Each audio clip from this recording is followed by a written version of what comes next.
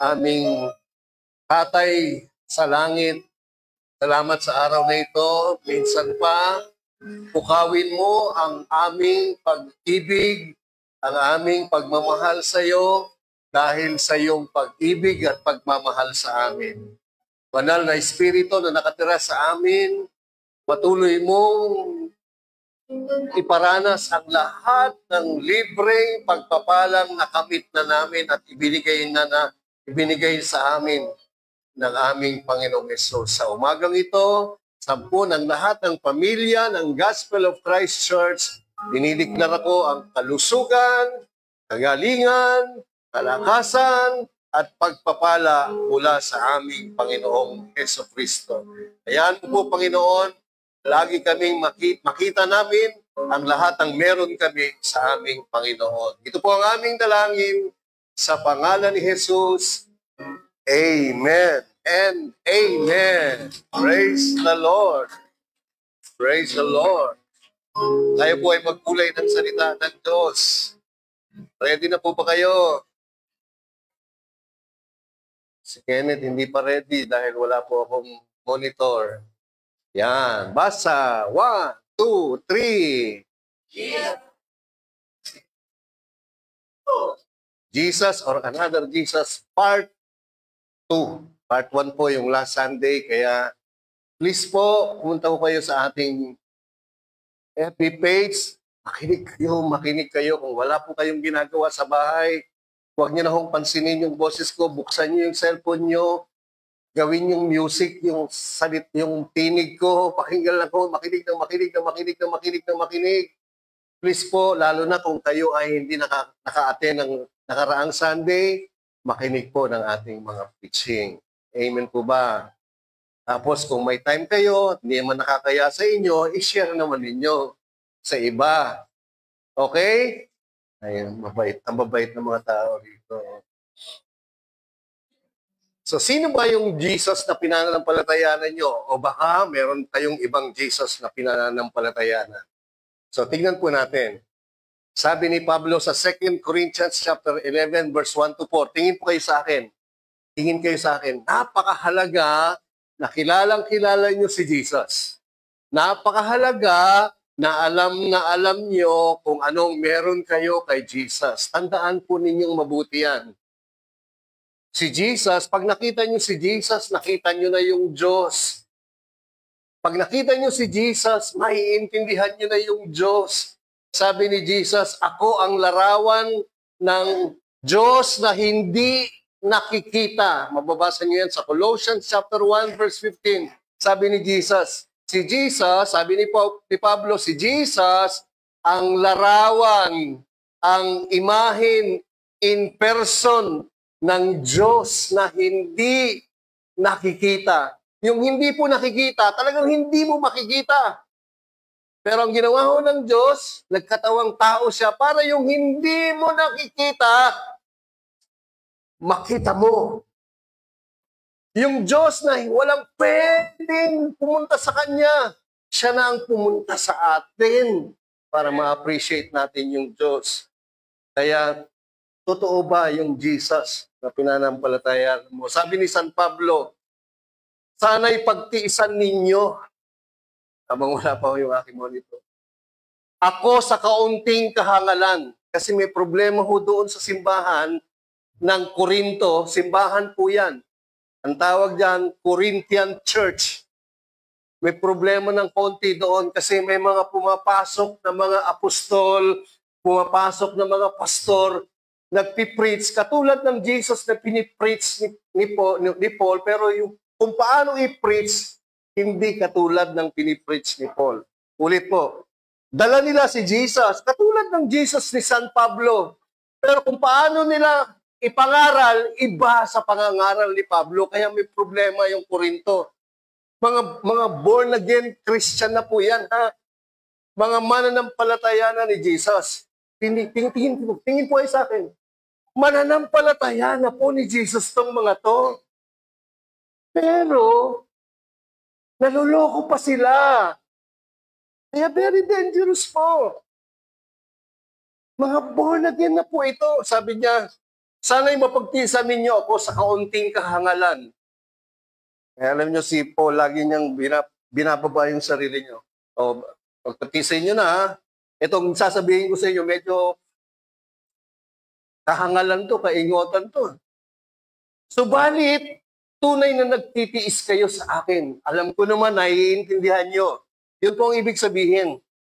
Alam ko naman, naiintindihan nyo ko. Tapos sabi ko ng verse 2, ako'y nakakaramdam sa inyo ng makadiyos na paninibugho. Alam nyo, nagsiselos ako. Diyos na paninibugho.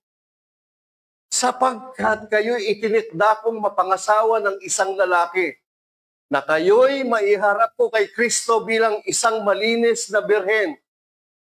Tingnan niyo po yung salita ni Paul. Mga malalalim to, para sa ikaw aking binibini, ibibigay ko ang buwan. Mga salita ng panahon. So kailangan i-translate sa panahon natin. Ang sinasabi ni Pablo, nagsiselos ako kasi, alam niyo ba na gusto ko i-present kayo, kay Jesus lang dapat kayo. Wala nang ibang aangkin sa inyo, kundi si Jesus lang. So ibig sabihin, birhen, ibig sabihin si Jesus lang. Pero ang problema, mayroong umaangkin sa kanilang ibang Jesus. Uulitin ko ulit, mga born again na yan, katulad nyo na.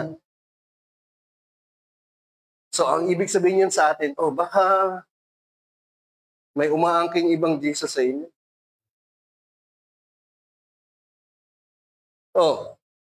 Verse 3. Ngunit ako'y natatakot, sabi ni Pablo, na kung paanong si Eva dinaya ng ahas. Nakita niyo yung kwento. Ibig sabihin, itong mga born again na to, medyo nadadaya na sila. Medyo naluloko na sila. Naaalis na sila kay Jesus. Akala nila yung dala ng mga pastor, apostol dyan sa panahon nila ay parehong Jesus, pero hindi yung paano pinipreach ni Pablo. Sabi niya, ngunit ako'y natatakot na kung paanong si Eva ay dinaya ng ahas sa pamamagitan ng kanyang katusuhan, ang inyong mga pag-iisip ay maligaw din. So, baka kayong madaya na rin. Baka kayong maligaw na rin. Ulit, sino ho ang sinasabihan? Mga born again na. Baka madaya kayo, ha? Baka maligaw kayo, ha? Katulad ni Eva, mula sa katapatan at kadalisayan kay Kristo Jesus. Tingin po kayo. Sinasabi ni Pablo, baka madaya kayo ni Satanas, ha? Baka madaya kayo, maligaw kayo ni Satanas, ha? Si Satanas, gagamit ng ibang pastor para iligaw kayo, ha? Pinipreach nila si Jesus, na Jesus namin din, pero kung paano i-preach, mali sa paano namin i-preach sa inyo. Amen po ba? Verse 4. Sapagkat, kung may dumating na mga pastor o mga mangangaral ng ibang Jesus na hindi namin ipinapangaral, o kung kayo'y tumanggap ng ibang espiritu na hindi ninyo naman tinanggap noon, o ibang ebanghelyo na hindi ninyo tinanggap noon, bakit kaagad kayo napapasakop doon? Tingin ulit for explanation. Ganyan po mag-aaral ng Bible. Hindi yung basa lang, tapos, okay, ganda nun ayos. Hindi po ganon. Sabi ni Paul, ito ang problema. Kasi may dumadating na sa kanila, nagpipreach ng Jesus. Pareho ng Jesus ni Paul, pero kung paano i-preach ni Paul, hindi katulad. I-preach nila. Amen ba? So baka nadadaya na kayo. Baka naloloko na kayo, baka naliligaw na kayo. So pinag-aralan na natin yung part 1. So hindi ko na babalikan, konti lang babalikan ko. So kung gusto niyo makumpleto yung teaching na yan, punta kayo sa page natin. Yung part 1. So ito na lang po ang pag-uusapan natin. Ngunit ako'y natatakot, but I fear lest somehow as the serpent deceived Eve. Natatakot ako, kayong mga born again. O ngayon, personally natin, natatakot ako sa inyo, mga Gospel of Christ Church people.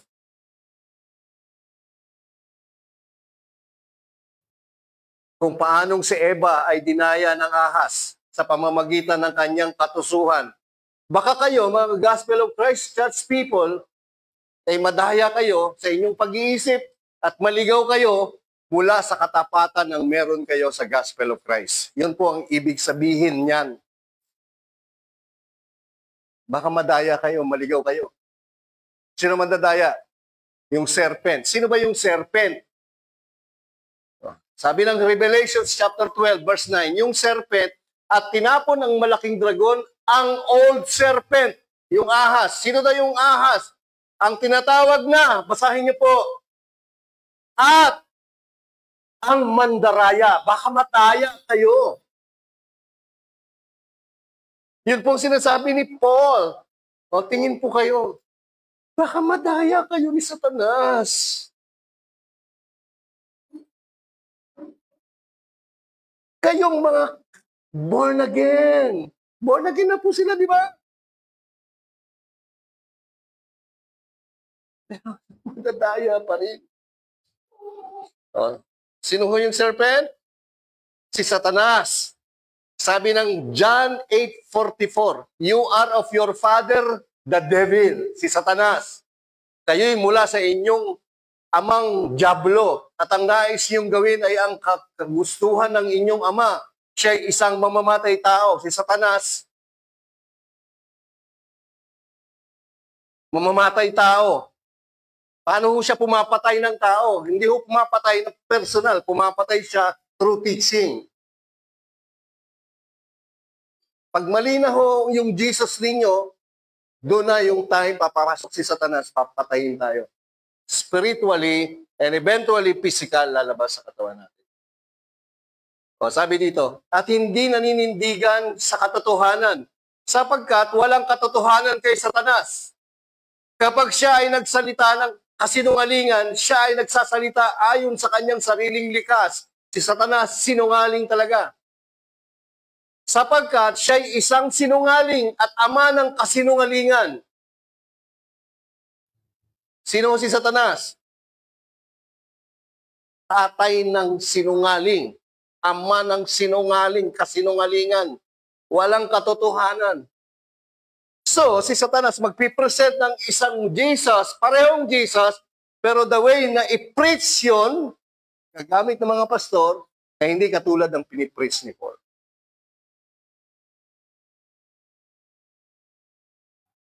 Oh, nakita nyo na si Satanas? O paano naging sinungaling? He is a fat liar and the father of lies. He is the murderer. Sino ho ang pumatay kay Abel? Si Cain. Through the inspiration of Satan. Through the teaching, Cain murder Abel. Saan ho siya nagsinungaling? Si Satanas. O ito po. Kinuha ng Panginoong Diyos ang lalaki at inilagay sa halamanan ng Eden upang ito ay kanyang bungkalin at ingatan. At inuutos ng Panginoong Diyos sa lalaki, kay Adan, at sinabi kay Adan, malaya kang makakakain mula sa lahat ng punong kahoy sa halamanan. Inutos ng Diyos kay Adan, ginawa niya yung lalaki, yung babae, tapos nilagay niya sa Garden of Eden. Sabi ng Diyos, so kainin mo lahat. Mula sa lahat ng punong kahoy sa halamanan. Subalit, pero, mula sa punong kahoy ng pagkakilala ng mabuti at masama, huwag kang kakain. So, sinabi ng Diyos yun, di ba? Sapagkat sa araw na ikaw ay kumain niyon, ay tiyak na basa. So, ang pinag-uusapan dyan, si Adan, tapos yung puno. So, nung sinusulat ni Moses yan, sinusulat ni Moses in figurative metaphor. Yung gospel ay isang puno din, yung law ay puno din, metaphor, para maintindihan ng mga Hudyo sa Exodo, naglagay siya ng metaphor, figure of speech. Alam niyo yung figure of speech, hindi siya literal. So, verse. Wag mong kakainin ha. Tingnan mo. Ang ahas, now the serpent, so sino ngayon yung serpent doon sa garden? Si Satanas. Nakikita ba si Satanas? Sino nakakita na kay Satanas? Huwag niyong tignan yung katabi niyo, please.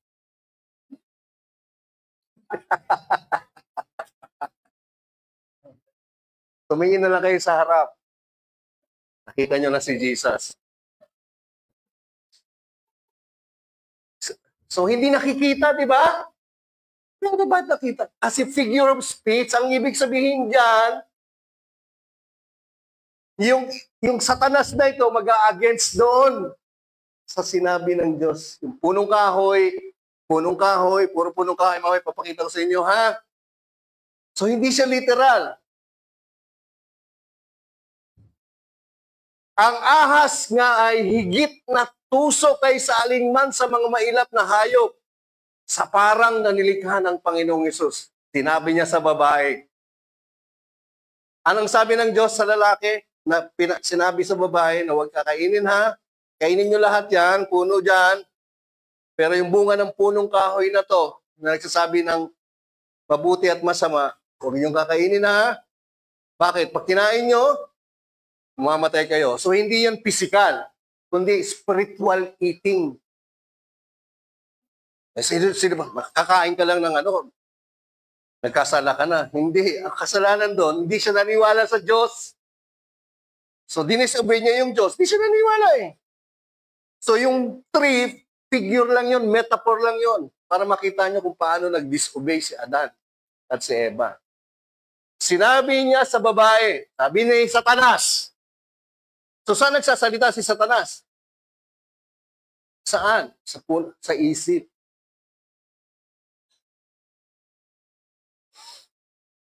Ikaw ba pag nagdidesisyon ka, saan ka magdidesisyon? Ito ba o ito? Ito, di ba?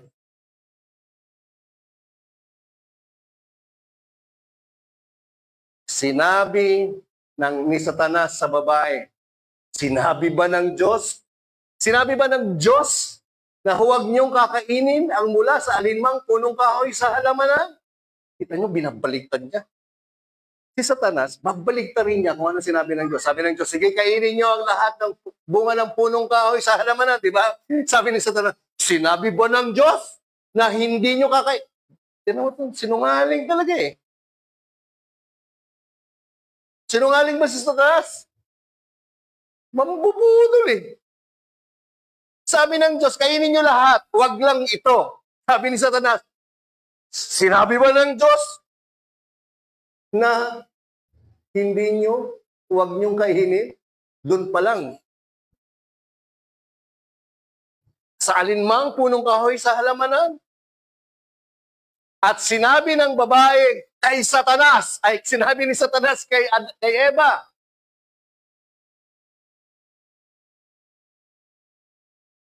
sinabi ng babae kay Satanas, makakain namin ang bunga ng mga punong kahoy sa halamanan. Correct. Tama si Eva, di ba? Hindi ko kayo marinig. Yan. Subalit, sinabi ng Diyos, huwag ninyong kakainin ang bunga ng punong kahoy na nasa gitna ng halamanan. Huwag din ninyo itong hihipuin. Oh, may sinabi bang Diyos na huwag hihipuin? Hindi, sabi lang ng Diyos. Kasi, dahil Women's Month ngayon, makinig kayo. Hindi nakikinig kasi yung babae.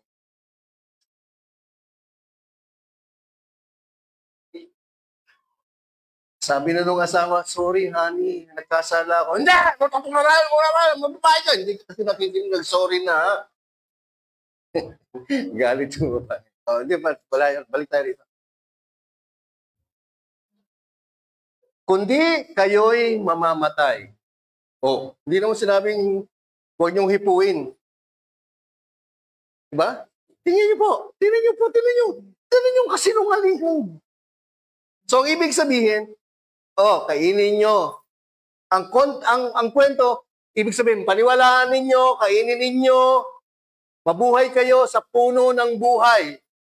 Diba? Kainin niyo lahat yan para sa inyo yan. Pero itong puno ng law, huwag niyo kainin, mamamatay kayo. Huwag kayong mabuhay dyan. Oh. Tapos sabi dito, subalit sinabi ng Diyos, huwag niyo kakainin ang buwan ng punong kahoy na nasa gitna ng halamanan. Huwag din ninyo itong hipuin, kundi kayo yung mamatay. So binabaliktad na ni. Mali na ang pagkakaintindi ni Eva. Verse 4. Subalit, sinabi ng ahas sa babae. Oh, basa. Iyak. Iyak. Hindi kayo mamamatay. Lies. Sabi ng Diyos, mamamatay kayo. Sabi ni Satanas. Ulit. Sabi ng Diyos, ayo. Sabi ni Satanas. Sino nagsasabi nito? Si Lord. So, si Satanas, sinungaling. Kaya sabi ni Jesus doon sa mga Pariseo, tatay niyo talaga si Satanas. Kasi sila, pinagpipilitan nila na sila ay mabubuhay sa kautusan at sila ay mga inapo ni Abraham.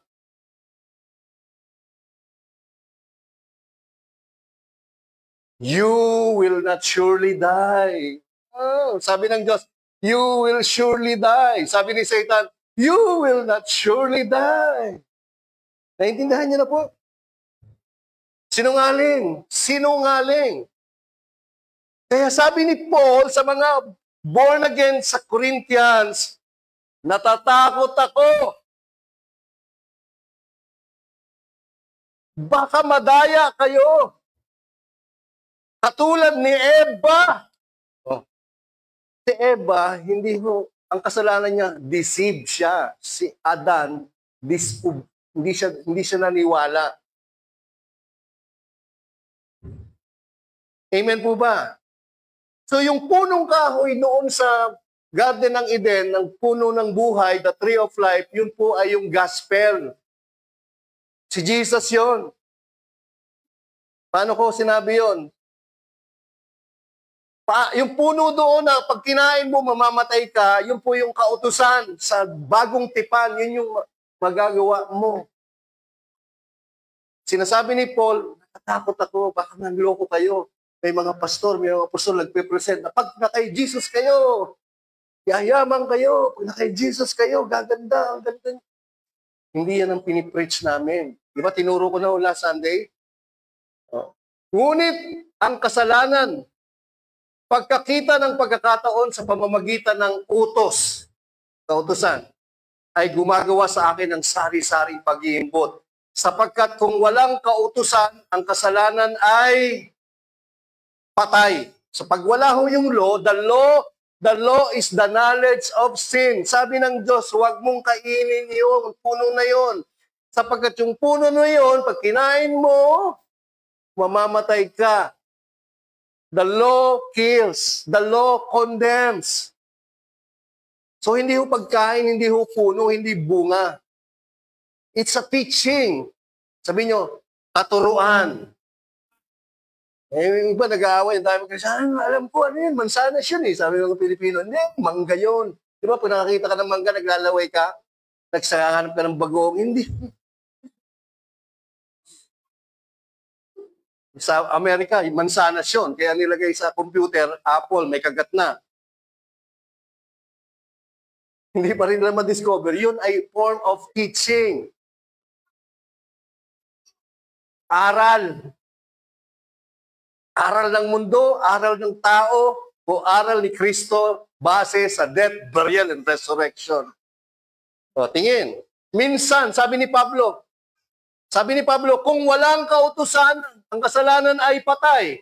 O, walang kautusan. O, nagkakasala ka. Sino magsasabing makasalanan ka? Walang kautusan. Minsan ako'y nabubuhay na hiwalay sa kautusan. Subalit nang dumating ang utos, ay muling nabuhay ang kasalanan.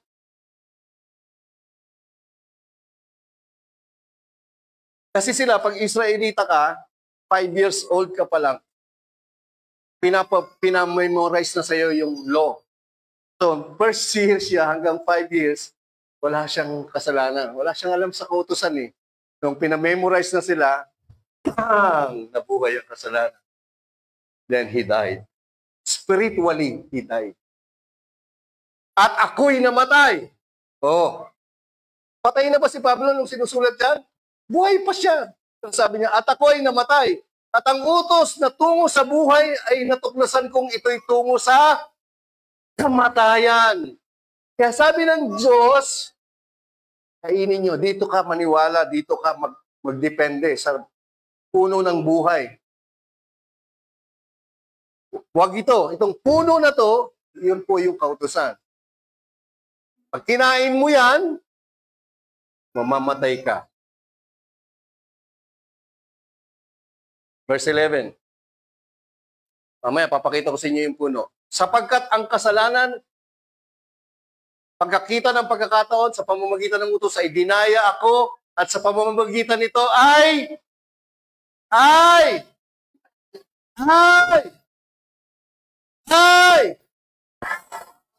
So, ano ang pumapatay? Grace o law? So, anong ginagamit ni Satanas? Grace o law? Now you know. So, alam niyo na kung ano nangyayari nung sa Genesis.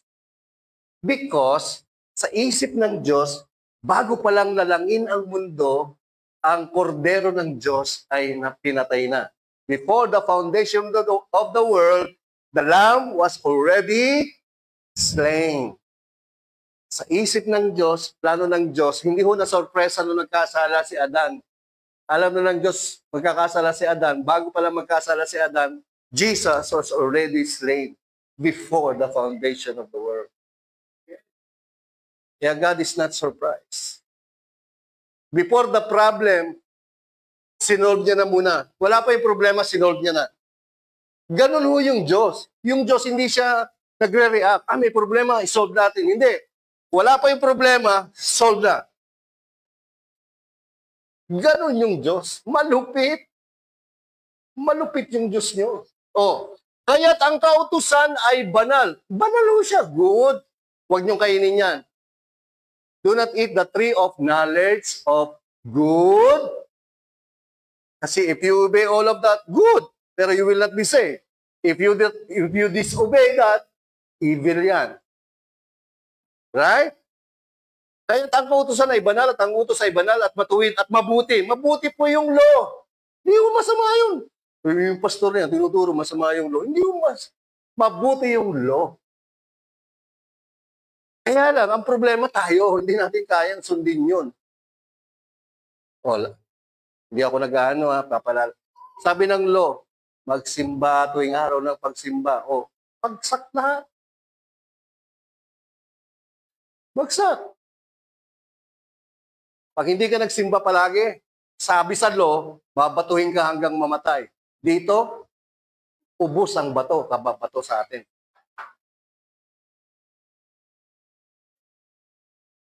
Kasi hindi ka mamatay-matay.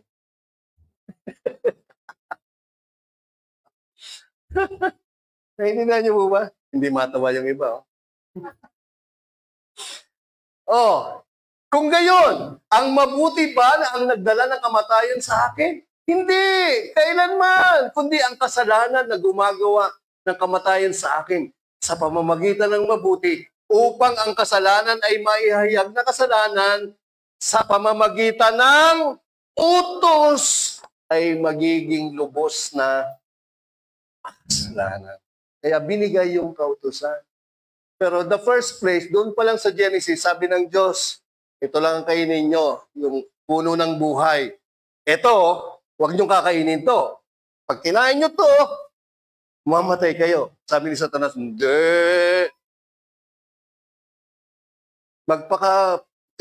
Sige lang, attend ka lang dyan sa GCC, attend ka rin sa iba, attend ka rin sa mga religion, hindi ka mamamatay. Sa inyo na yun. Amen ba? O, sino yung puno doon? Sabi ni Jesus, ako ang tunay na. O, sino si Jesus? Siya yung vine, siya yung puno. So, yung puno doon ng buhay, si Jesus. Naintindihan nyo? So, saan galing yung puno na ini-explain ni Jesus? Galing sa Genesis. Kasi wala akong pwedeng ituro si Jesus kung hindi yung law of Moses. Naintindihan nyo? Wala akong ibang revelation si Jesus. So, yung puno doon na nakakamatay, kautusan. Yung puno ng buhay doon, sino yun? Sabi ni Jesus, ako ang tunay na puno ng ubas at ang aking amang tagapag-alaga. Verse 4, kayo'y manatili sa akin at ako'y sa inyo, gaya ng sanga na hindi magbubunga buhat sa kanyang sarili, malibang nakakabit sa puno. Gayon din naman kayo, malibang kayo'y mananatili sa akin. Ako ang puno ng ubas, kayo ang mga sanga. Ang nanatili sa akin at ako'y sa kanya, siya ang nabubuhan ng marami sapagkat kung kayo'y hiwalay sa akin, wala kayong magagawa. So, sino yung puno sa Garden ng Eden? Hindi ko kayo marinig. Si Jesus. In the form of teaching, which is the gospel. Tinranslate niya ni Apple. Sabi ni Apple, tiya ang puno at tayo ang mga tanga.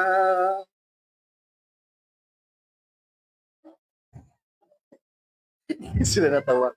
Luma na yan, pastor. Amen. Sino yung puno? Sino yung isang puno na nakamamatay?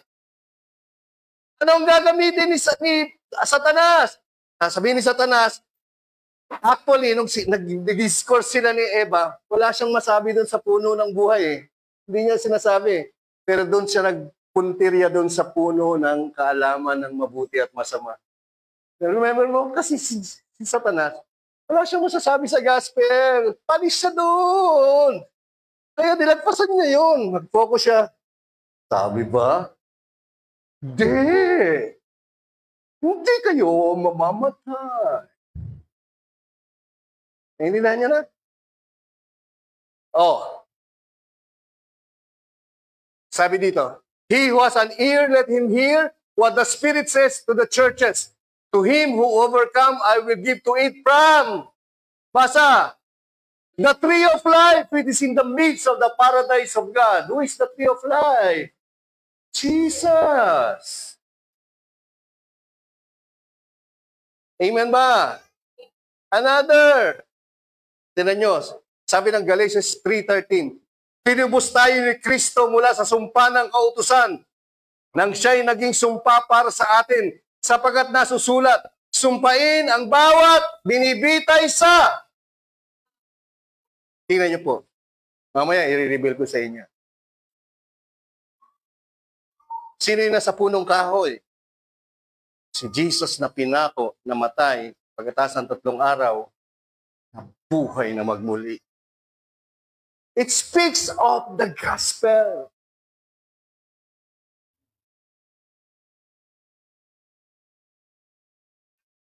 Balikan natin. But I fear, lest somehow, as the serpent deceived Eve. O paano, naloko? Huwag kayong maniwala dyan. Sa Jesus na yan. Ito yung Jesus namin. Dito, sa Jesus na to. Pag sinunod mo lang ang mga utos ng Diyos, takpo, yayaman ka, pagpapalain ka, mga kapatid. Yan, na-deceive. Na-deceive. Magpakabait ka lang, kapatid. Maliligtas ka. Na-deceive. You see? Dinala ko kayo sa umpisa paano na-deceive si Eva. Ngunit ako'y natatakot kung paanong si Eva ay dinaya ng ahas sa pamamagitan ng kanyang katusuhan. Napakatuso! Ang inyong mga pag-iisip ay maligaw mula sa katapatan ng Tree of Life, ng Gospel of Christ, ng Gospel of Grace. Alam niyo po, ang daming kwento sa Bible, kwento ni Jesus para sa atin. Nakakalungkot, yung mga pastor, kung ano-ano mga pinagkikwento sa pulpito. Naliligaw. Kaya sabi ni Paul, si Jesus, pareho yung Jesus namin, pero the way ikwento nila, ipangaral nila, hindi ganun ang pangangaral namin. Nakuha niyo ba? Salamat naman, wala. Sumagot. Oh, tingin. Sapagkat kung may dumating na nangangaral, for if he who comes preaches another Jesus, whom we have not preached. Tinuro ko na ho yan last week. Hindi ko na babalikan. Bibigyan ko lang kayo ng example. Parehong Jesus. Pero the way they preach it, hindi namin ganyan pinipreach yung Jesus na yan. Parehong Jesus. May dadating mga pastor, apostol, bishop, parehong Jesus pinipreach sila. Pareho ng Jesus ni Peter, ni Paul, ni James, ni John, ni Titus, ni Timothy, pareho. Pero kung paano i-preach, iba. Doon nagkaiba. Ito example. Paano i-preach ng mga apostle? Saying, sabi ng mga government official sa panahon nila Peter at ng mga religious leader, diba, striktong inutusan na namin kayo, huwag kayong magturo sa pangalan nito, sa pangalan na Jesus na to. And look, pinuno nyo na ang buong Jerusalem ng inyong doctrine, teaching. Ano yung teaching nila? Jesus' death, burial, and resurrection, which is the gospel. Tingnan ninyo, pinuno nyo na ang buong Jerusalem ng gospel of grace, ng gospel of Christ teaching. And intend to bring this man's blood on us. Binilin ko na sa inyo, huwag kayong magtuturo ng gospel of Christ, ng gospel of grace. Ano yung gospel of Christ, gospel of grace? Jesus' death, burial, resurrection. Huwag kayong magtuturo. But Peter and the other apostles answered and said, susundin pa rin namin yung Diyos kesa sa tao. Ay, ibig sabihin, kahit pinipigilan mo kami mag-preach about Christ, His death, burial, and resurrection, kayong mga government official, kayong mga religious leader of the law, hindi ganyo kami mapipigilan. Susunod pa rin kami sa Diyos, ipipreach pa rin namin ang gospel. Naintindihan nyo? 30. The God of our fathers raised up Jesus, that's the gospel, whom you murdered by hanging on the tree. Him God has exalted to His right hand to be Prince and Savior, to give repentance to Israel. By this gospel, the forgiveness of sins. You see, nakita niyo yan? Itong mabuting balita na pinapangaral namin, hindi niyo pwede kaming pigilan. Itong Jesus na to, binuhay ng Diyos sa mga patay, na pinatay niyo. Nung pinako niyo siya sa krus, sa puno, tinaas siya ng Diyos, ginawang prinsipe at tagapagligtas para ituro ang pagsisisi sa isip sa Israel. Na itong Jesus na to, ang kapatawaran ng kasalanan. Naiintindihan niyo ba? Ganon ang preaching ng mga apostol. Ngayon, yung Jesus ngayon, yayaman ka, gaganda ang buhay mo, hindi naman pangit yun. Kaya lang hindi ganon pinipreach nila Paul, nila Peter, yung gospel.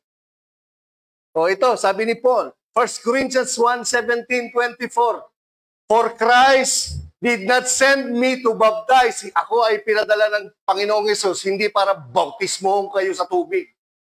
Pinadala ako ng Panginoong Hesus para ipangaral ang mabuting balita. not with wisdom of words. Hindi na mga magagandang pananalita, mga mabulaklak na pananalita. Lest the cross of Christ. Sabihin niyo, cross. So what is the cross? The tree. So the tree means His death, burial, and resurrection. The cross of Christ should be made of no effect. Sapagkat ang mensahe ng krus, ng puno, nakita niyo? Ano gawa saan yung cross? Gawa sa bakal o sa kahoy? Saan galing yung kahoy? I told you.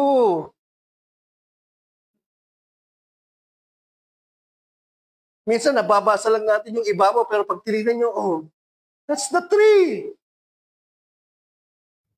Ang mensahe ng death, burial, and resurrection ni Jesus ay kahangalan sa mga hindi maliligtas. Kahangalan niya, huwag tayo dyan, doon tayo. Kasi doon, pambirang, ganda ng sayawan doon, ganda ng kantahan doon, ganda ng masaya doon. Diyan sa GCC, puro na lang Kristo, Kristo, Kristo. Sorry po, talaga po, puro Kristo lang dito po. Wala na pong iba po. Wala na po talagang iba. For the message of the cross is foolishness to those who are perishing. But to us, who are being past tense, tayo na ligtas na. So sabihin nyo, tayo na ligtas na. Yun ang ibig sabihin ng save. May D. Yung mensahe ng krus ni Kristo sa ating mga ligtas na, ito ang kapangyarihan ng Diyos. Hindi natin kailangan ng ibang mensahe. Akala nila, the message of the cross is foolishness to those who are perishing, but to us who are being saved, liligtas pa lang. Past tense na ho dyan, no? May D. Tayong naligtas na. Ligtas na ho ba kayo? Yung mensahe ng gospel, kapangyarihan ng Diyos yan. Kaya sabi ni Paul, hindi ko kinahihiya ang mabuting balita patungkol kay Kristo, ang kanyang kamatayan, pagkapako, pagkalibing, at pagkabuhay na muli sa mga patay. Sapagkat ito ang kapangyarihan ng Diyos ay kaliligtas ng lahat. Una sa atin at una sa mga Hudyo, ngayon sa atin. Amen. Alam niyo po, pag pinapakinggan niyo yan, papakinggan ng Espiritu niyo, padaloy sa Espiritu ng katawan ninyo, at dadaloy sa katawan niyo, you feel good. Because that is power. Sabihin niyo, power. Power. Every time you're hearing the gospel, you're receiving and experiencing God Himself. Natatanggap mo yan. Nakikinig ka lang, natatanggap mo yan. Verse 19, for it is written, I will destroy the wisdom of the wise and bring to nothing the understanding of the prudent. Where is the wise? Where is the scribe? Where is the disputer of this age? Has not God made foolish the wisdom of this world? Yung mga asan yung talino nyo, asan yung galing nyo, asan yung mga magaling mga debatero dito. Lahat yan, sabi ni Paul, lahat yan foolishness. Pag ikinumpura mo sa wisdom ng Diyos. For since in the wisdom of God, the world through wisdom did not know God, it pleased God through the foolishness of the message preached to save those who believe. Tingin. Itong mensahe ng puno ng buhay, which is the gospel. Pag pinreach mo, ito, ililigtas yung mga maniniwala. Ililigtas. Tayo, yung message of the cross, na tayo iniligtas, yun yung power ng Diyos sa atin. Doon sa mga iniligtas pa lang, yun din ang same power na maligtas sila pag naniwala sila. Naintindihan nyo? For Jews, request for a sign. Yung mga Hudyo, madali lang ho. Ganito ho yung may mga religion. Isipin mo, bababa yung Diyos. Hindi ka naniniwala, ito yung Diyos, bumababa. Nasa alapap. Hindi ka ba naniniwala? Lulubog ka dyan. Di ba maniniwala ka? The Jews request a sign. Nakita nila merong Diyos. Pinanganak ng berhen, pinanganak sa sabsaban, pinanganak na mahirap. Diyos ba yan? Sila, alam nilang yung Diyos, power, super power, malupit. Gusto nilang makita yung Diyos, bumababa mula sa langit. Ako yung Diyos. Nakita niyo yung bundok na yan? Maniniwala ka talaga, Diyos yun eh. Hindi ganun yung Diyos. God humble Himself, taking a form of a servant, dying the brutal death of a man. Hindi sila makapaniwala. Kaya si Jesus sa Israel, ngayon sa Israel, wala si Jesus. Balintataw sa kanila doon. Kasi ang hinihintay nilang Jesus, nakasakay sa kabayo na may pakpak, at pag nagsalita, yun na nakikita ng Jesus. And Greek seeks after wisdom. Gusto nilang Jesus, napakatalino, philosopher, Plato, Aristotle, yung ganyan na mga approach si Jesus. Kaya they cannot believe. Kaya sa kanila, foolishness yung cross. Foolishness yung katangahan yan. Kabubuhan yan, pag naniwala ka dyan. Sabi ni Pablo, hindi. Itong kabubuhan, katangahan, ito yung kapangyarihan ng Diyos sa ating mga ligtas. But we preach, basa, Christ crucified. To the Jews, stumbling block at itusuran sa mga Hudyo. Kasi, meron bang Diyos na pinako? Sa isip ng mga Hudyo, anong pagklaseng Diyos yan? Hindi namin ma-appreciate yan. Kasi kung Diyos ka, hindi ka pwede, hawakan ka lang, patay ka na eh. Si Bobby, Diyos yan? Ako, talalapay dyan, bahawa ko yung mamatay ka. Diyos yan eh. Di ba? Pag nagsalita yan, abo ka agad. Hindi nila ma-appreciate yung Diyos na pinako sa krus.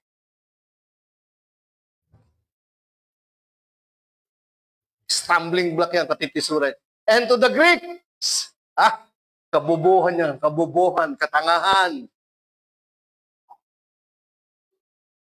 Para maligtas ka, gamitin mo yung galing mo, gamitin mo yung talino mo. Di ba? But those who are called, both Jews and Greek, basa! Christ, the power of God, and the wisdom of God. Wow. The power of God for you to be saved, the wisdom of God for you to be forgiven, to be righteous, to be holy, to have life, to have eternal life. Christ, the crucified Christ, the death, burial, resurrection of Christ, the power of God for you to be forgiven, the power of God for you to be saved, the power of God for you to be healed. And this is not the wisdom of the world. Ito yung talino, galing ng Diyos. The gospel. Gusto mo malaman yung galing at talino ng Diyos? Look at the gospel. Look at Jesus. Yan ang talino ng Diyos. Amen. Baka mayroon ng bagong preaching sa inyo. Kaya di ba sinabi ko sa iyo, mga previous preaching nung nagkatawang tao si Jesus, pag nakasalubong mo si Jesus, hindi mo siya mapapansin kasi I said it, sinasabi ko ito nung merong kabanalan at pagrespeto.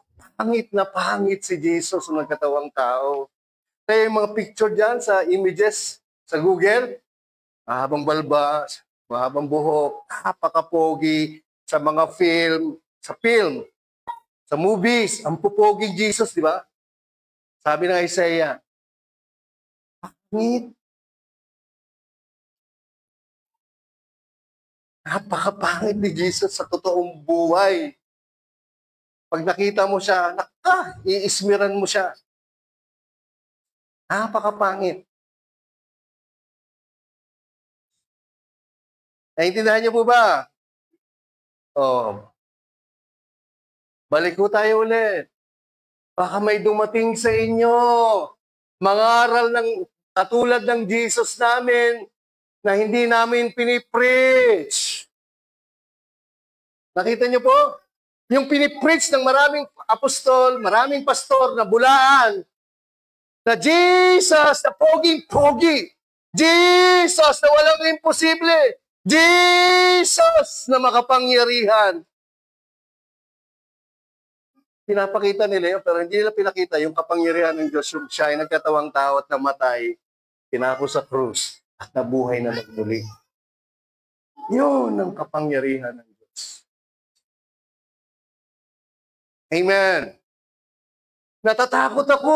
Sabi ni Paul, baka maloko kayo, mataya kayo. For if he, another pastor, another apostle, another bishop, comes, preaches another Jesus whom we have not preached. Oh, ito pang isa. Or if you receive. Basa po. Which you have not received. Pag mali po yung gospel mo, hindi totoong nakatira sa iyo ang Holy Spirit. No! If you have a different gospel, you will not receive the right spirit. Sabi niya dito, if you receive a different Holy Spirit, which you have not received, they already received the right spirit, di ba? Kaya na pag mali yung gospel na naman na pinapapasok nyo, tumatanggap kayo ng maling banal na espiritu na hindi nyo tinanggap. Naintindihan nyo po? Sa kanila, born again na sila. Tapos nakikinig pa sila ng ibang gospel, tumatanggap pa sila ng ibang spirit. O, tingin. Balik kayo sa tree of life, tree of knowledge of good and evil. Isa lang yung tree of life, right? That's the gospel. Yung tree of knowledge of good and evil, that's the law, that's human. Sinong behind sa tree of life? Sino yung behind sa tree of knowledge of good and evil? Satan. Satanas. Sinong behind sa ibang espiritu? Kaninong espiritu yan? Satanas. Espiritu ng Satanas. Na hindi nyo tinanggap noon. Born again na kayo, sabi ni Paul.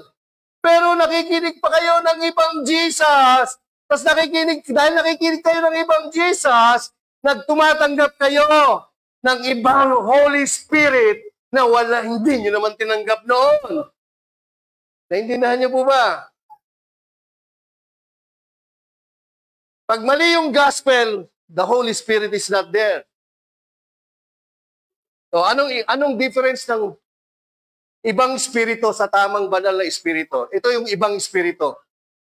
Ang banal na espiritu nararamdaman ko sa 4 na sulok ng simbahan na to. Nakikita niyo yan sa mga video.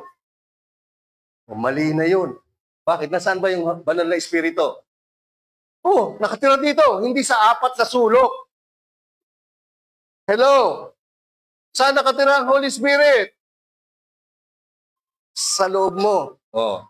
Meron pastor, kapatid, ang banal na espiritu ay nakatabi mo. Katabing-katabi mo siya. Kinakausap ka niya. Magsisi ka na. Tumalikod ka na sa iyong mga kasalanan. Ikaw, ano? Sabi ko, di ba? Ini-scam ka. Ang tawag ni Paul dyan, mga ministro ni Satanas. Di ba? Di ba? Pinag-aralan natin last week. Kasi, pag hindi mo alam yung gospel, mga kapatid, hindi ko po kayo inaano, ha? Attend kayo ng attend, maiintindihan nyo na yung gospel. Kaya pag sinasabi ko, kaya kayo naloloko kasi hindi nyo naiintindihan yung tamang gospel.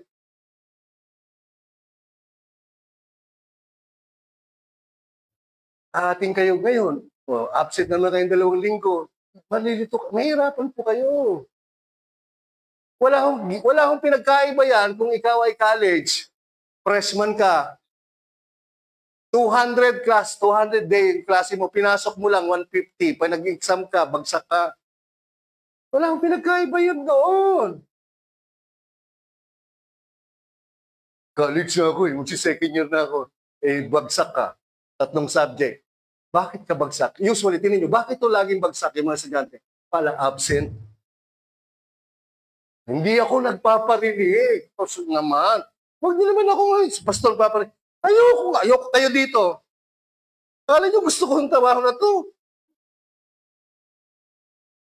Kaya balik yung estudyante kasi kung hindi may sakit yung nanay, walang makain, walang bigas, walang pamasahe, siyempre absent yun. Oh, grade 1, kinuha yung grade 1, 2 taon. Yung grade 2, kinuha 2 taon. Yung grade 3, kinuha 2 taon. Nung nag-graduate sa high school, 18 years old na. Kasi elementary. Tapos may hiya na pumasok ng high school kasi 18 years old na siya. Kasi hindi mo naman siya masisisi. Walang bigas, walang pamasahe, walang makain. Kaya absent siya.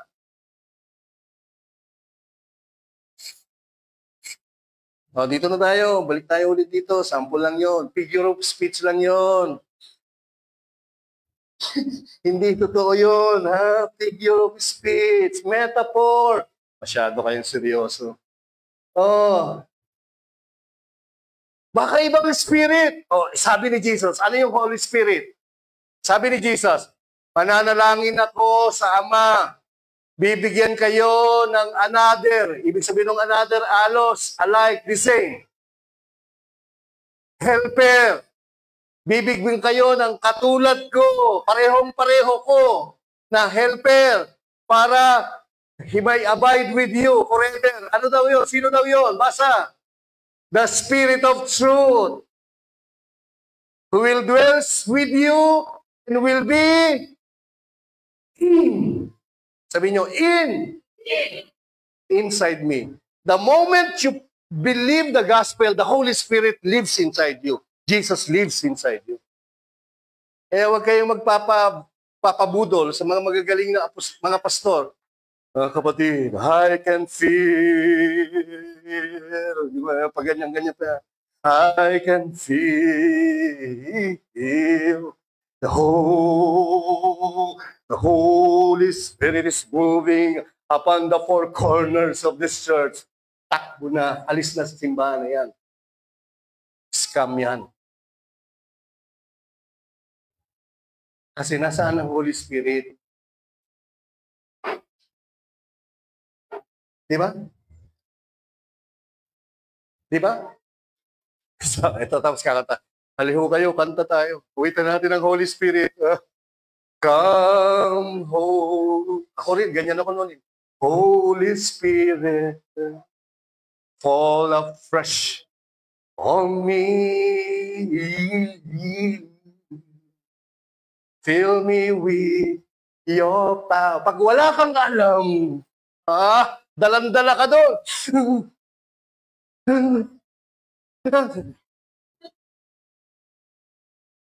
Pag wala kang alam. But if you know, when you believe in Christ, the Holy Spirit lives inside you. He will not come afresh. He will not come anew. He lives forever in you. My goodness, kabulahan. Kaya yung mga tao, wala silang alam eh. Hindi mo sila masisisi. Hindi mo rin masisisi yung pastor. Brad, wala din siyang alam. So I pity you.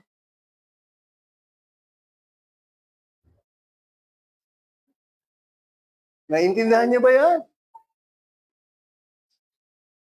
Yung Holy Spirit na na-receive nyo, sabi, bakit nakikinig kayo? Parehong Jesus, hindi namin ganoon pinalis. Pero tinatanggap niyo yung Espiritu na hindi niyo naman tinanggap yan noong una.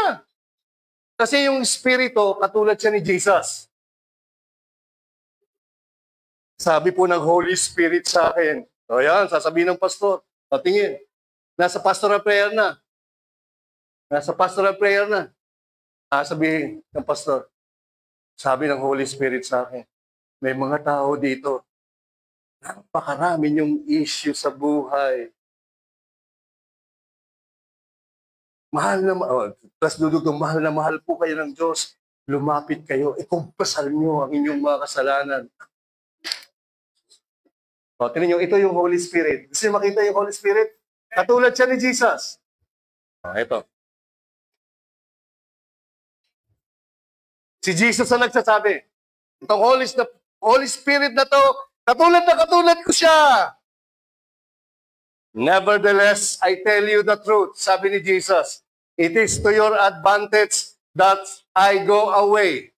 For if I do not go away, the Helper, remember, the Holy Spirit, the same like me, will not come to you.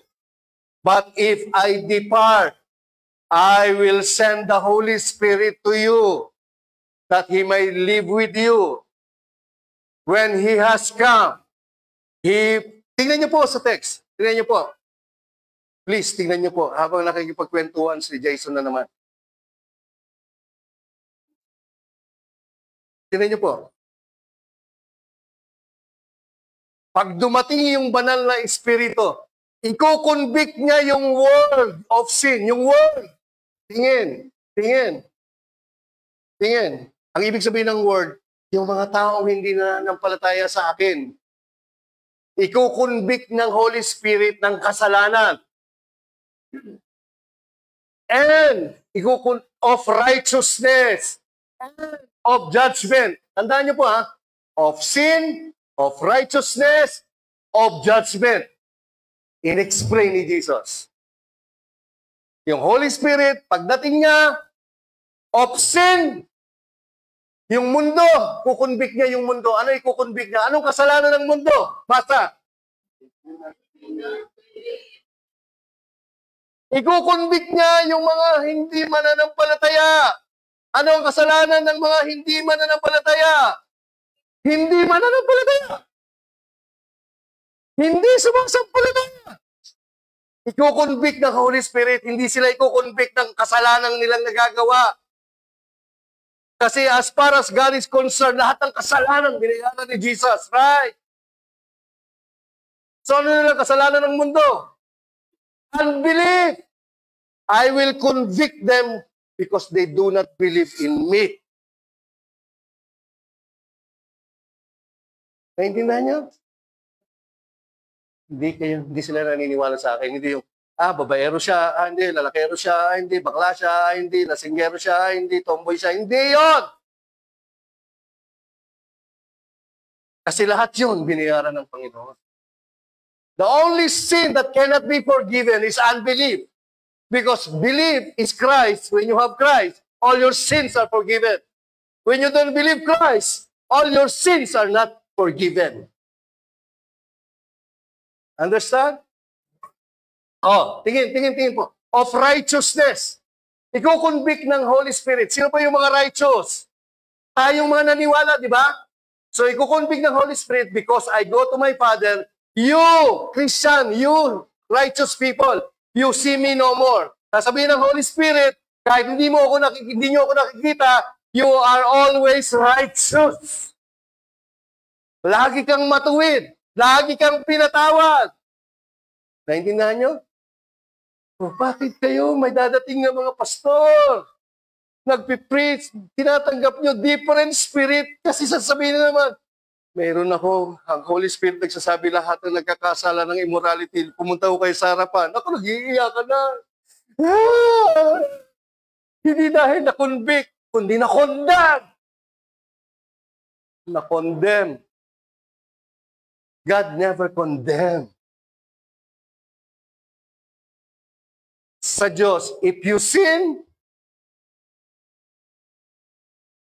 He forgives you all the way.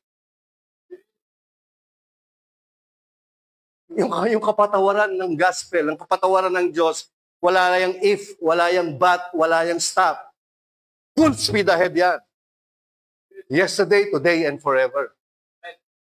Full speed. Wala hong break. Pag sinabi ng Diyos, you're forgiven by virtue of what Jesus did on the cross, by His death, burial, and resurrection, sagasaan na, masasagasaan.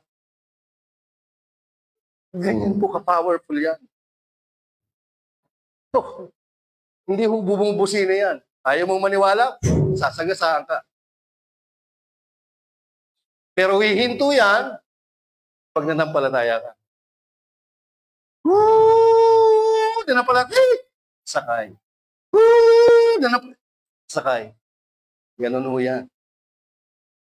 Full speed ahead yan. Yung ayaw, may iiwan kayo. Remember niyo yung kanta? Si Jesus ang super ng buhay. Anong kanta yun? Super. Si Jesus ang super ng buhay. Dito ka sumakay. Di pwedeng. Sapagkat narararara. At di pwede ang sumabit. Amen. Oh, tingin. Oh, sasabihin, the Holy Spirit, sasabihin sa'yo, born again. Sasabihin sa'yo, John, kahit dami mong sablay, righteous ka dyan. Yan, ganun yung Holy Spirit. Pag sumablay ka, sasabihin ng Holy Spirit, John, matuwid ka dyan. Yun sasabihin ng Holy Spirit. Pag nagkamali ka, sasabihin niya, John, you are forgiven. Ganun ang Holy Spirit. He will remind you of what Christ did for you. He will not remind you of what you have done. He will not convict you of your fault, your shame, your sin. The Holy Spirit will convict you of what you have in Christ. Amen. O, tingin. Tingin. Don't 1 week of judgment. Of judgment. The Holy Spirit will convict and will tell of judgment because si Satanas ay hinusgahan na. Sasabihin ng Holy Spirit, huwag kang matakot kay Satanas. Si Satanas, talo na. Si Satanas, hinusgahan na. Tatayo ka, sabi mo, oy, Satanas, panluloko. Wala ka ng karapatan sa buhay ko. Sabi ni Jesus, hinusgahan ka na. Oh, ba't ka natatakot? The Holy Spirit will remind you that Satan is already judged. Satan is already a totally defeated, non-essential foe. So, bakit tumatagal? Oh, Holy Spirit. Ang tinanggap nilang Holy Spirit. Mga kapatid, tandaan nyo, meron tayong kaaway. Ang kaaway natin ay napakasama. Papatayin tayo. Ayan, anong spirit ang dala nila? Hindi yan yung spirit na dala nyo. Hindi yan ang spirit na tinanggap nyo. Yung sino nagsasabi nito? Si Jesus. Mahaba pa to, pag 3 araw na preaching to, kakating ko na. Oh. O, tingin. Tingnan nyo po. For the law of the Spirit of life. Basa. The law of the Spirit of life. Sipin nyo. Kautusan, batas ng Espiritu ng buhay. Nasaan yan? Yung batas ng Espiritu ng buhay. Nasaan yan? In Christ Jesus. Has made you free from the law. Ah. Yung Espiritu, it's the law of the Spirit of life. Wala akong batas yung banal na Spirit, kundi bigyan ka ng buhay. Sapat lahat yan ay na kay Kristo. At yan, pinalaya na kayo sa batas ng kasalanan at kamatayan. A picture of the law, which the devil used. Tapos verse 9, but you, ikaw, Christian, hindi ka na nasa laman. Nasa spirit ka na. Kung yung espiritu ng Diyos nakatira na sa'yo, kasi wala ka na sa laman, hindi ka na nabubuhay sa magagawa mo. Hindi ka na nabubuhay, wala nang kapangyarihan yung kautusan sa'yo para i-condemn ka, wasakin ka, bigyan ka ng sakit, paghirapin ka, wala na. Now, if anyone does not have the Spirit of Christ, he is not his. Tingin, so paano mo na-receive yung Spirit of Christ? When you believe the gospel, sabi ni Jesus, pag akyat ko sa langit, may kapalit ako, katulad ko din. Yung Holy Spirit, titira sa inyo. Kagaya ko siya. Naintindihan niyo po ba? Verse 11, tinan niyo po ito. But if the Spirit of Him, sinong nire-refer dyan? Yung Espiritu ng Diyos Ama, na bumuhay kay Jesus sa mga patay, nakatira sa inyo. Yung Espiritu ng Diyos Ama, na bumuhay kay Jesus mula sa mga patay, yung Espiritu na yon, referring to the Holy Spirit, magbibigay ng alin? Will give you life sa inyong mga physical na katawan sa pamamagitan ng kanyang Espiritu na nakatira sa inyo. Tingin, yung Espiritu ng Diyos Ama, yung banal na Espiritu ay katulad din ng banal na Espiritu. Isang Espiritu yon. Paano ho si Jesus? O, tinin niyo po ito. Verse 1 Corinthians chapter 6, verse 9 to 11. Kaya sabi ni Paul, bakit niyo tinatanggap? Ibig sabihin, bakit niyo tinatanggap yung iba't ibang teaching na yan? Mali yan. Maling spirit yan, hindi yan ang tinanggap niyo noon. Bakit tinatanggap niyo ngayon? Bakit nagpapagoyo kayo? Bakit nagpapaloko kayo? Huwag kayong magpagoyo. Natatakot ako, baka katulad ni Eva, mga goyo kayo. Amen? O ito, binabasa po sa pulpito to. Do you not know that the unrighteous will not inherit the kingdom of God? Sino daw ang mga hindi matuwid? Do not be deceived. Huwag kayong magpapaloko. Neither the fornicators. Ano yung fornicators? Ano yung fornicators? Nakikipag-sex kahit sino, kahit kanino. Fornicators. Nor idolaters. Mga sumasamba sa Diyos-Diyosan. Nor adulterers. May asawa na, nakikipag-relasyon pa sa ibang tao. Nor homosexual. Ano yung homosexual? Lalaki na pinipilit maging babae at ine-exercise yung kanilang gender preference by having a mate na katulad nilang lalaki. Nandyan po ba kayo? Yan po yung homosexual. Hindi po problema yan. Ang problema dyan, pakita mo lang si Jesus sa kanila and they will identify themselves to God. And they will be free. They will be forgiven. Nor sodomites. O alam niyo yung sodomites? Alam niyo na, Sodom. Yung Sodom, ang mga nakatira doon, ano yung sodomites? Nakikipag-sex patalikod. Kita mo, sorry po sa salita, ang puy ng mga ganitong tao. Tignan nyo ha? Tignan nyo. Nor thieves, magnanakaw, mga korap. O, isa po lahat. Nor covetous, mga sakim. Mga lasinggero! Kasi, Pastor, nang nagpaparinig ka, sabi ko lasinggero. Ibig sabihin lasinggero, ngayon, maga lasing, mamayang gabi lasing, bukas na naman lasing, ang gabi lasing. Yun po ang lasinggero, drunkards. Ganyan ka ba?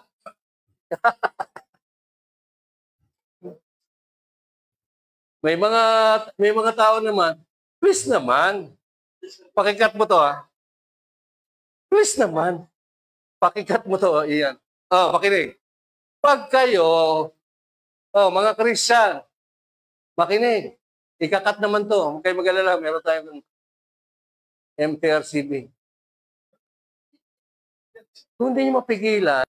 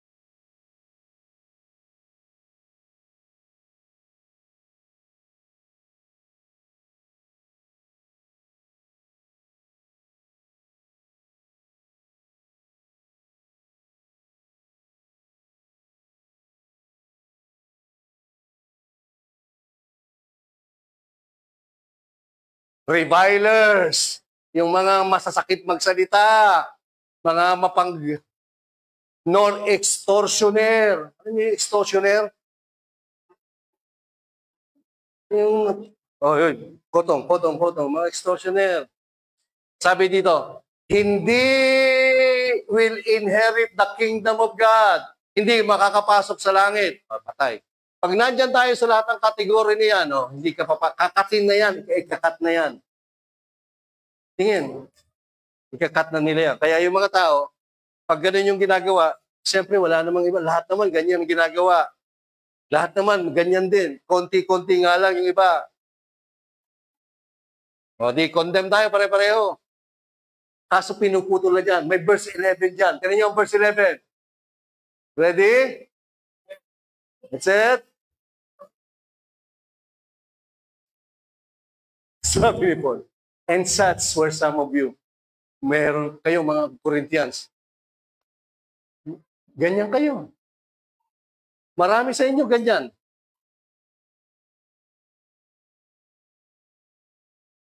But! Mayroong but. Marami sa inyo ganyan. But! You were! Pambihira, ganyang kalupit yan. You were washed. Past tense. You were sanctified. You were justified in the name of the Lord Jesus and by the Spirit of God who lives inside you. Ganyan kayo, marami sa inyo ganyan. But because you believe the gospel, you were washed. You were sanctified. You are justified. And for sure, para makasigurado, ganyan kayo, nilagay ng Diyos yung banal na Espiritu sa inyo. Wow! Ganyan ipipreach yan, huwag mong puputulin. Kasi pag pinutol mo, nakakakondemn.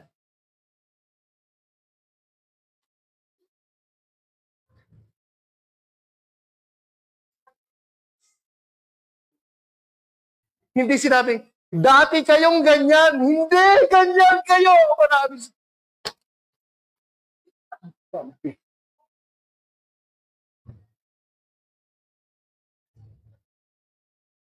Kaya ako makapal yan kasi and to make sure that you're sanctified, you're washed. You're the Holy Spirit.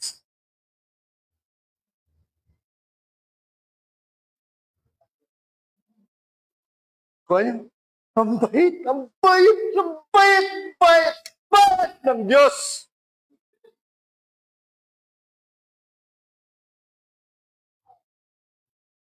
Such were some of you.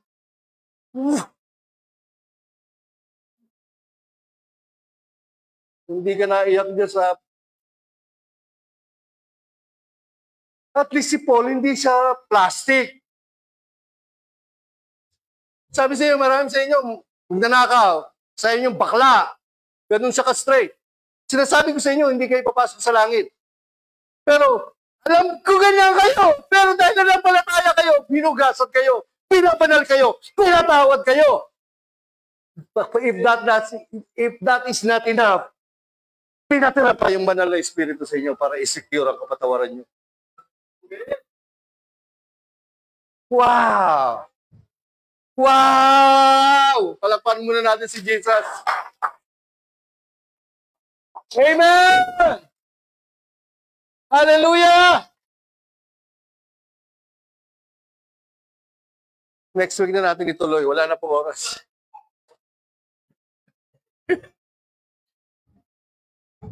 Five minutes to 11. Gusto niyo ituloy ko?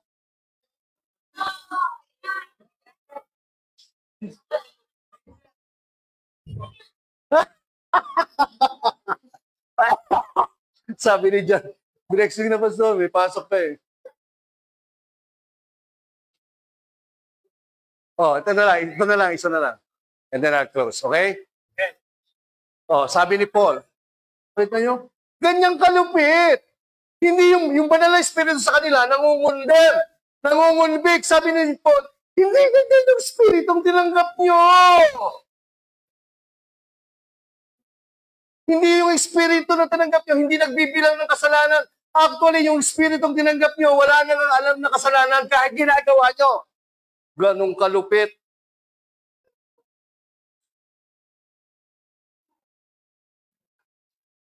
Kasi hindi nakabase, tingin, hindi nakabase sa tao. Yung kaligtasan mo nakabase kay Jesus sa ginawa niya sa krus ng Kalbaryo. Kasi yung tao, banda-banda pa ron. Pagkakasala, pagkakamali pa rin. Pero pag nanampalataya kay Jesus, sigurado ang kaligtasan at kapatawaran mo. Galatians 3, 2, 6, 11 to 14. I'll close. Okay na po, promise. I'll close. Sabi ni Paul, sa mga taga-Galatia, mga born again, this is only I want to learn from you. Did you receive the Spirit by the works of the law or by the hearing of faith? Tinanggap niyo ba yung banal na Espiritu dahil nagpakabait kayo, nagpakabanal-banal kayo? Hindi, dahil nanampalataya kayo kay Jesus. So si Jesus ay yung Holy Spirit, alos, the same, right? Tapos sabi niya, pangayengot na ba kayo? Nag-umpisa kayo sa Espiritu. Ibig sabihin, tinan nyo, and are now being made perfect by the flesh. Tingin, ang ibig sabihin, when you believe the gospel, you receive the Holy Spirit, you are made perfect. You are perfect. At gusto nyo maging perfect sa law, sa laman, sa magagawa ninyo. Naintindihan nyo ba? Have you suffered so many things in vain, if indeed it is in vain?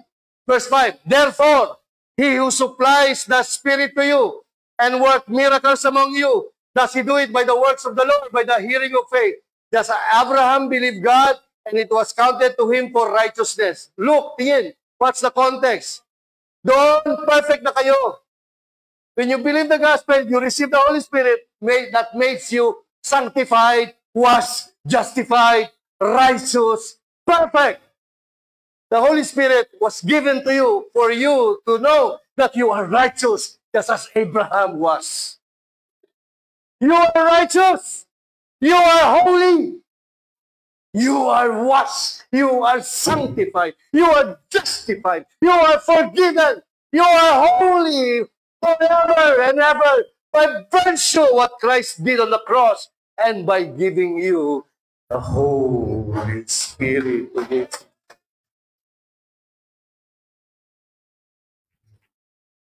Amen. Hallelujah. Let's pray. Woo! Glory, glory, glory, glory, glory to Jesus. I am declaring to you by virtue of the Spirit who lives inside you. You are totally forever righteous. You are totally forever sanctified. You are totally forever washed. You are totally forever justified by that same wisdom, by that same power. I declare to your bodies, as you say amen, all that bodies inside out is healed. You are healed from head to foot, inside out, from all your parts of the body. I declare that heart to be made whole. I declare that esophagus. I declare that breast. I declare all the parts of human system be made whole. In Jesus' name. In the name of Jesus. Reign, reign, reign in life. Brethren, you are forever blessed and forever righteous. In Jesus' name, maglahat kayo magsabi ng